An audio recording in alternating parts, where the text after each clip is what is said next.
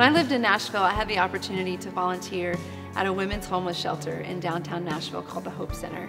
The Hope Center was basically a Christian organization for women and children that had been in and out of prison, dealt with addictions of all kinds, just been homeless, just anything you can imagine. These women could come to this shelter and they could find food, a warm bed, a warm shower, clothes, and they could even enter a recovery program and get their GED or learn job skills and trade skills. But most importantly, the women were told the story of Jesus, and they had the opportunity to hear the gospel week after week.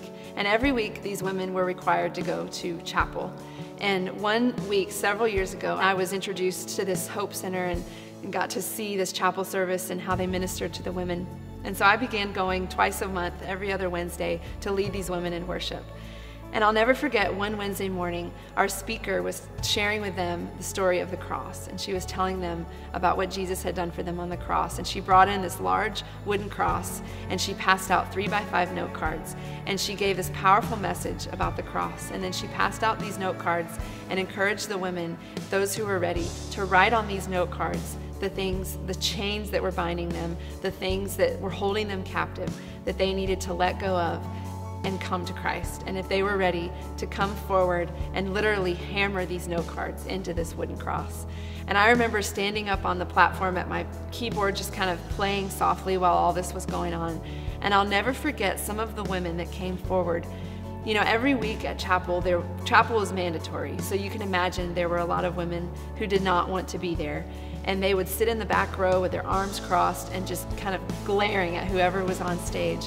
And I'll never forget that morning, some of those women were the ones that walked forward with tears streaming down their faces, ready to hammer their note cards into that wooden cross.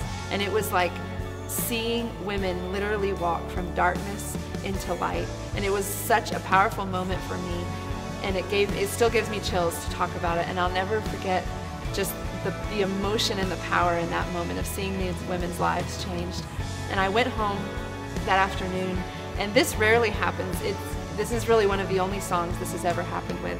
I just was so moved by what I had seen that morning. And I went home and I sat down at the piano and I literally began playing and singing this song, Power of the Cross, as though it had already been written. It was as though God just poured it out right then and there. And the song was literally written in a matter of minutes. And it's just been amazing to see how God's used that song in people's lives. And that song went on to become the theme song for the women at the Hope Center and just kind of their life song. And it's just such an honor to get to share in that ministry with them and just to see how God uses ministry to inspire a song that's going to minister to others.